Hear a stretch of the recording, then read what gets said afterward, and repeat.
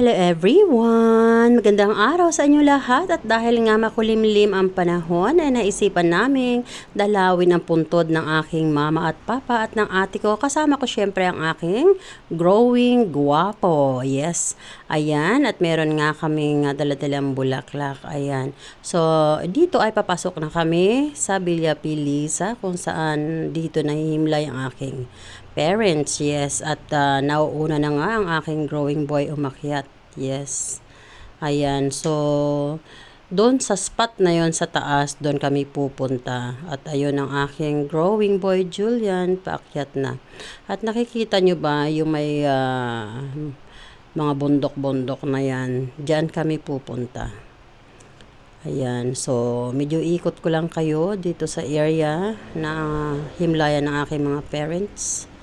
Ayan, so pag nandito kayo, medyo mahangin naman mahangin basta hindi lang kasikatan ng araw. Pero like what I said nga, today ay makulimlim ang panahon. Ayan, so hali kayo, samahan nyo ako at igagala ko rin kayo mamaya pagka dalaw namin sa puntod bago kami umuwi. Yes, so standby kayo sa akin para makita nyo rin ang another view ng aming lugar dito, no, sa Calawag, Quezon. Yes, at dito nga ay dumalaw muna kami sa puntod ng aking lola kung saan siya ay so makalawang buhay last 3 months ago na. Ayan, ang lola ko na very very close ko.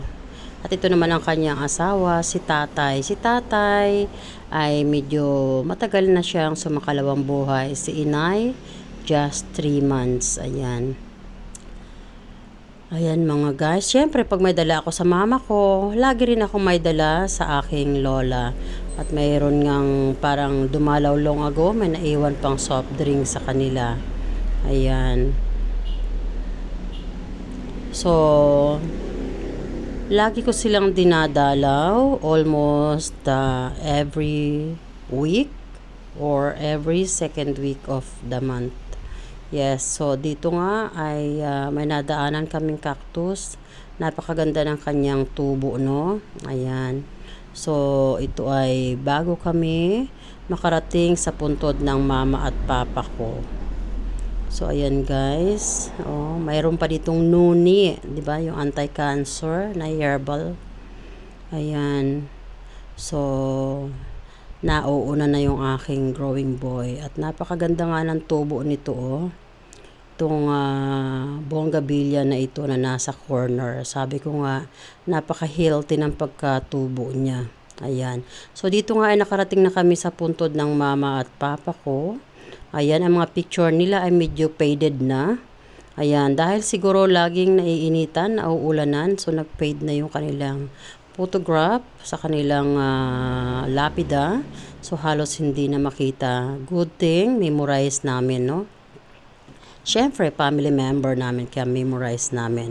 And I always maintain nga mga halaman dito dahil ang mama ko ay mahilig sa halaman. Aside sa bulaklak na lagi ko sa kanyang dinadala tuwing magpupunta ako dito, ay parati ko ring minimaintain yung mga halaman na nakatanim dyan sa harap niya. Kasi mahilig ang mama ko sa halaman. So, gusto niyang may nakikita siya mga green-green araw-araw. At nagiging masaya siya na dinidiligan niya yan araw-araw. Nung siya ay nabubuhay pa, stress reliever din niya ang kanyang mga halaman. So, that's why, parang nandyan lang siya, tinaniman ko ng mga green ang kanyang puntod, no? So, ayan nga. At, improvise ko lang yung bulaklak na yan na dala-dala ko dahil alam nating lahat medyo costly, no, ang mga bulaklak ngayon. So ito yung mga tanim kong bulaklak guys, oh. Ayan, mga halaman. So, nagbulaklak na, 'di ba? So, ito nga yung view dito, guys, no. Habang nandito ka sa puntod ng mama at papa ko at ate ko, makikita mo itong view na ito. Once na lumingon-lingon ka lang sa iyong likuran, ayan. So, yung mga yan ang makikita mo dito dahil nga ito ay private. So, makikita mo yung mga bahay na yan talagang malalaki, no. Mausoleo ang tawag dyan. So naman talagang pinagkagastosan, milyon-milyon talaga yan. Pero alam nyo ba, if ever na ako ay kukunin ni God, ina-advance ko nang sabihin to. Even sa family member ko, sinasabi ko to hindi ko na gustong pagkagastosan pa nila ako. Simple size na doon lang ako magkakasya, or it's much be better kung cremate na lang, no? And then sa isang spot na lang ako ilagay, like dito na lang ako sa kanto ng mama at papa ko, ganon, no? Wag na akong pagkagastosan pa ng mga ganyang mausoleo kasi napakaraming taong mahihirap na kailangang tulungan. I mean, bakit hindi tayo maging mas maligaya na kisa ipatayo natin ang mga bahay na ganyan, since alam nating lahat, no, once tayo ay nawala na, so andun na tayo kay God, yung ating katawan ay bumalik na sa lupa. So bakit pa kailangan pagkagastosan, 'di ba? So rather than gumastos ka ng napakamahal sa mausoleo, ipamigay mo na lang yan. Bumili ka ng maraming bigas, mga groceries, and then you give it away to those poor people, 'di ba? Mas gusto ni God yung ganon. So gusto ko ganon na lang. At lagi kong sinasabi yun ng paulit-ulit sa mga anak ko. Pag ako ang sakasakaling kukunin na ni God, wag niyo akong pagkagastosan ng mahal na higaan at kung saan pa ilalagay. Wag na. Simple is enough. Yes, ikaliligaya ko yun. Yes. So ayan, guys. At nag-i-expand nga na naman ang itong private cemetery na to. So ibig sabihin in demand. Sa araw-araw na may pinapanganak, araw-araw ding may kinukuha si God. Ayan. So kung nakikita nyo, medyo foggy, no? So medyo malamig na. And yes, palamig na po ang panahon. Nag-i-start na po ulit ang palamig, no? So may time na napakainit pa rin, but this time nakikita nyo medyo foggy talaga ang weather. So at least nakaramdam naman ako ng medyo maginaw-ginaw na. Ayan. So habang nandito nga ako, ini-enjoy ko itong medyo kalayuan na ito na purple na puno, na punong-puno ng bulaklak na purple. Ayan, oh. Nakikita nyo yung pinupukusan ko na yan. Isang puno yan na punong-puno ng bulaklak na purple. Hindi lang masyadong clear sa camera, but actually ang ganda niyan, guys, no? So ayan, kung makikita nyo yung kalayuan na yun, very invigorating, no? So ayan, balik na tayo dito ulit sa puntod ng mama at papa ko. So ayan, guys, no? So samahan nyo muna kami dito habang nandito pa kami, at habang nandito nga ako sa puntod ng mama at papa ko, ini-imagine ko lang na nasa harap ko pa rin ang mama ko at ang papa ko at ang ate ko na kakwentuhan namin. At siya nga pala, mayroon din akong youngest sister na pinatay siya pinasok yung kanilang condo unit, then pinatay siya. That was long ago na. So, pag ako nagpupunta dito sa grave ng mama at papa ko, naglalight na rin ako ng candle sa kanya kasi napaka layo ng kanya pinaglibingan sa Nueva Ecija pa. Hindi ko siya parati mapuntahan doon kasi sobrang layo, no? So, kaya dito ko na lang siya parati sinisindihan ng kandila. Ayan. So, dito nga lang kami naupo-upo muna habang kami ay nagkukwentuhan ng aking growing Julian. Alam nyo, guys, mabilis lang talaga ang buhay ng tao, no? Kaya habang nandito tayo sa mundo, sikapin nating maging mabuting tao. Sa bawat makakaharap natin, sikapin natin na lagi tayong mag-iwan ng ngiti at saya. Sikapin natin na sa bawat ma-approach nating tao, ang lahat ng makakausap natin, mayroon silang matutunan sa conversation na magmula sa atin.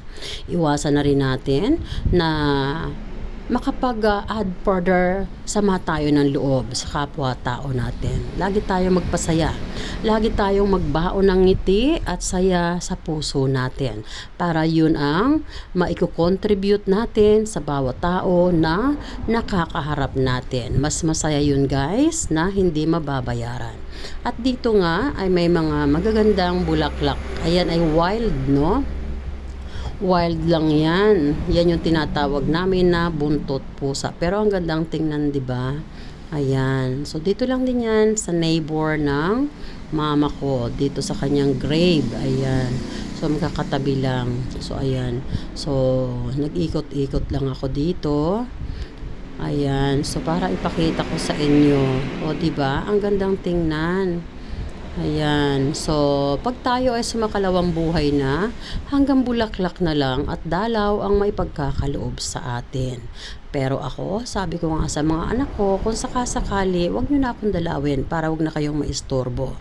Ipakremate na lang ako and then right away ay doon na lang ako, ilagay nila ako sa isang spot. At dito nga ay expanded na ito guys, no?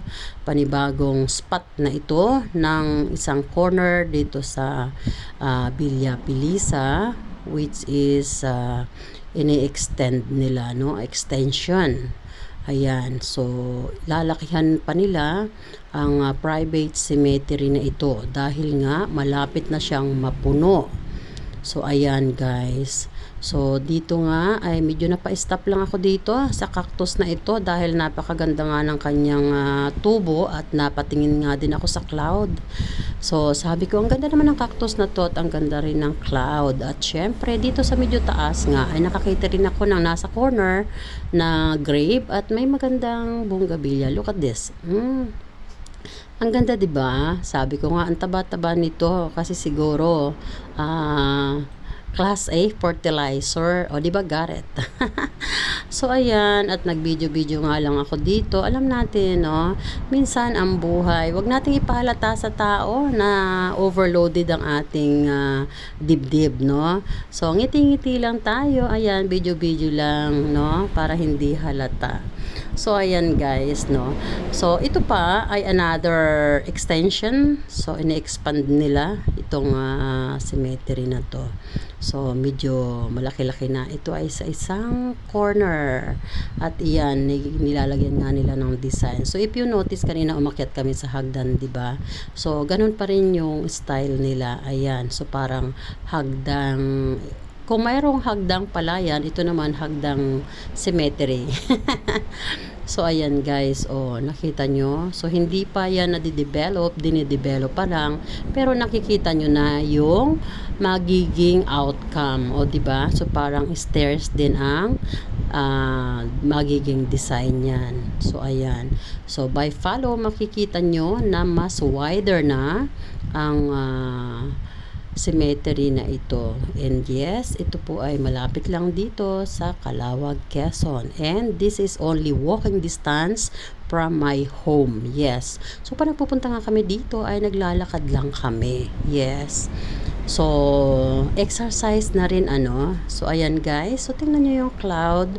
So, medyo dark nga ang cloud today. Cloudy, 'di ba? So, ayan. So, kaya medyo nag-enjoy kami na maglakad-lakad dito. Ayan. So, at ito nga mangga na ito, marami itong bunga, no? Ayan. So, kita nyo. So, ayan guys. So, minsan yung mga simpleng pamamaraan na makikita natin, 'di ba? It's like pag ako nanonood ng video, yung mga simple na nakikita ko, napapanood ko, nakakatulong din na makas out yung mga isipin even for a moment, no? Hindi yung lagi na lang tayo nakafocus doon sa bigat ng ating iniisip. So, minsan nood-nood din tayo. So, iwasan na lang natin yung manood tayo na may mga crime, may mga further stress, 'di ba? Yung mga ganito na at least nakikita natin na life must go on. Yes, no? No matter what life hit us up. Yes.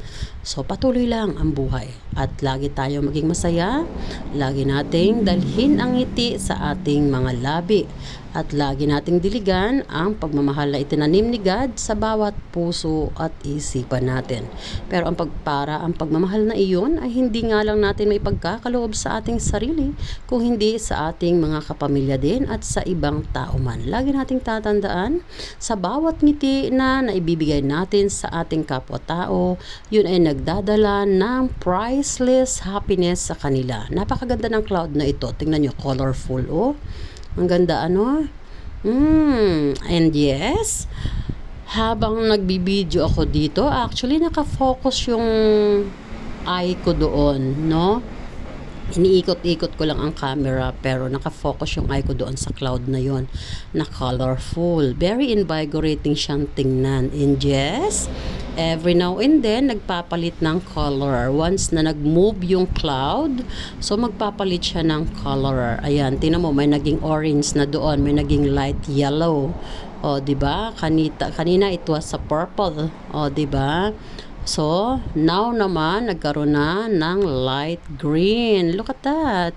So, the cloud can change the color every now and then. Diba? It is amazing gift of God. Diba?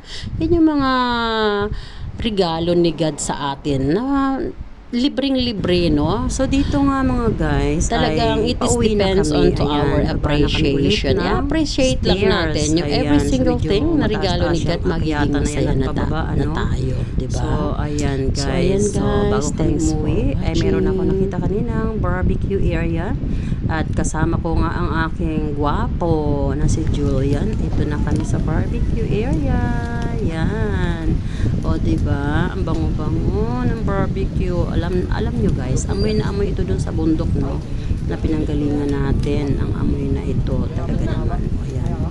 Alam nyo ito, nagba-barbecue na ito guys. Matagal na ito dito, no? Since decade na. Parang minana na ng mga anak at mga apo-apo, no?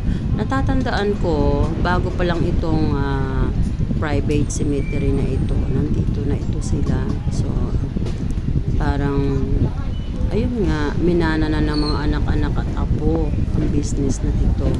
So, napaka-linis din at napakasarap. So, nakikita nyo, no? So, talagang well marinated and then very clean and almost well sanitized. Obviously, well sanitized din yung kanilang mga utensils dito, yung mga panggamit nila, yan mga tray. Yan, napaka-importante kasi, no? Pag tayo ay bibili sa mga ganito na mga barbecue, let's be observant na dapat malinis guys, no? Para makaiwas tayo sa mga contamination ng amoebiasis. Ayan guys, ang sarap-sarap niyan. Actually, bibilhan ko lang itong aking si Julian na yan. At yung meat ay para kay Julian. At ang aking atay at ang chicken head ay para sa aking dog. Ayan. Thanks for watching everyone. Tita Wena always saying, I love you all guys and God bless.